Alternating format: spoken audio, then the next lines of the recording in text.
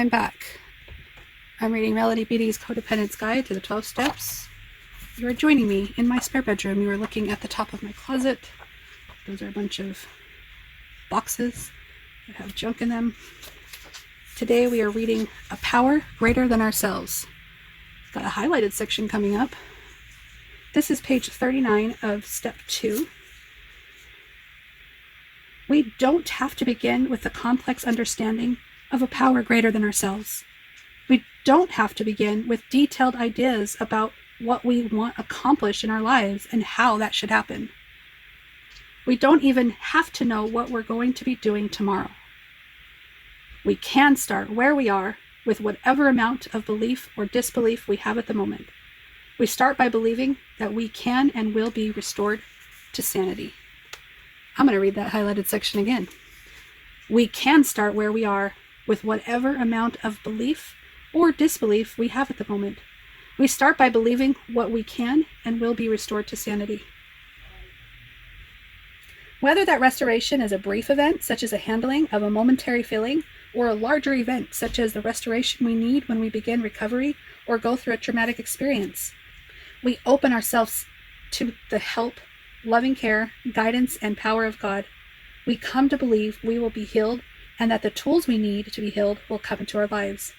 Our faith is not misplaced when we come to believe that recovery will work for us. God was inserted into this program of recovery because God is fundamental to recovery and fundamental to the psychic and soul level change and healing we're seeking. We do certain things to change, but essentially we are changed. It is a spiritual process. The decision to refer to God as a power greater than ourselves and to allow people to develop their own understanding of this power was intentional. This program is spiritual, not religious. The steps were written to be compatible with all religious and denominational beliefs.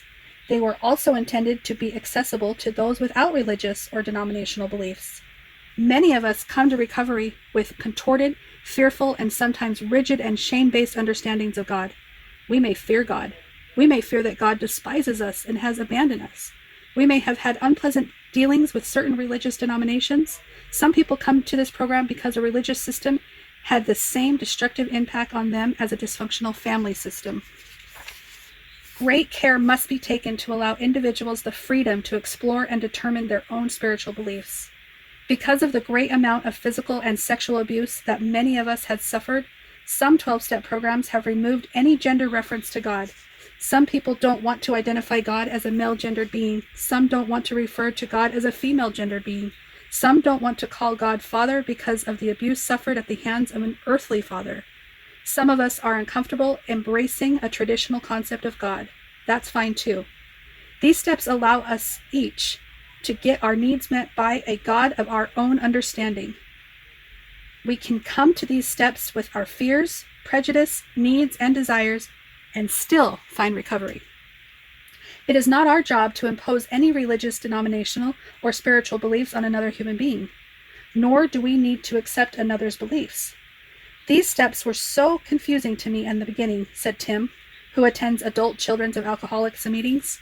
I kept telling myself, I don't get it, I don't get it, I don't get it. Now I'm beginning to connect spirituality with these steps. I've learned that parents are representation of God, and my parents were so dysfunctional that I had said, to hell with God. Now I'm using these steps to redo God in my life. Struggle with the higher power concept. Struggle all you need to. Most of us have. Struggle until you find your higher power and know your God cares about the largest and most minute details of your life. When we take this step, we begin to learn through personal experience. Then others come to believe through our example of how we have been healed and helped. This program is a never-ending chain of healing. By believing and staying open to this healing process, we will become changed in a natural, manageable fashion. This is the most exciting part of recovery for me.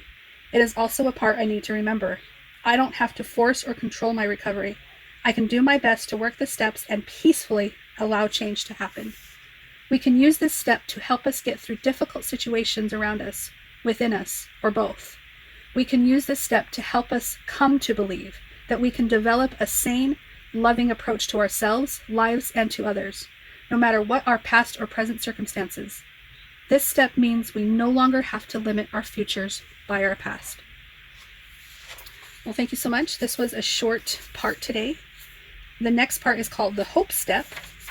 The hope step appears to be the last part of chapter, or I should say step 2.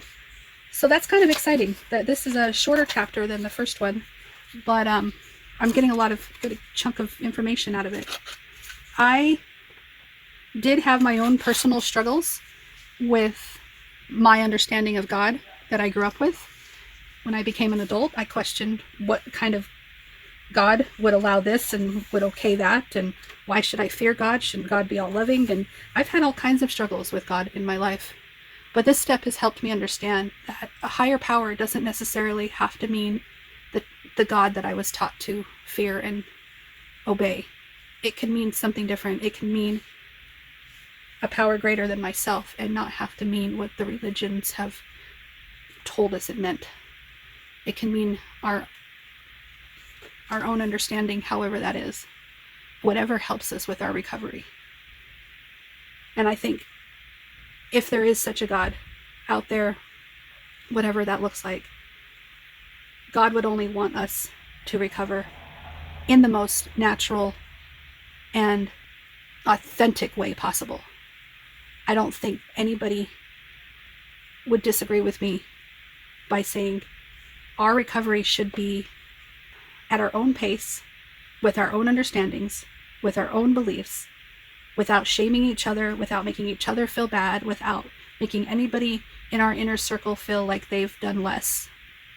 I don't think a true loving God would make us feel bad for wanting to recover. And I don't think a true loving God would shame us for not recovering as quickly as God would think we should.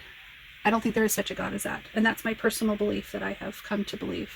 So whatever you need to come to your own understanding, you come to believe, you come to your own understanding of what God is for you in this recovery process. I think that's the most important part about any 12-step group, is having your own personal relationship with a higher power of your own understanding. Thank you so much for sitting in my spare bedroom with me, looking up at the closet with me as I'm reading to you. If you feel so inclined to drop a comment or click like, thank you. I appreciate it. Just keep it kind. And yeah, click in the corner if you need more videos to watch. Thank you so much. I will talk to you later. Bye-bye. But still she dreams of quiet streams and flight.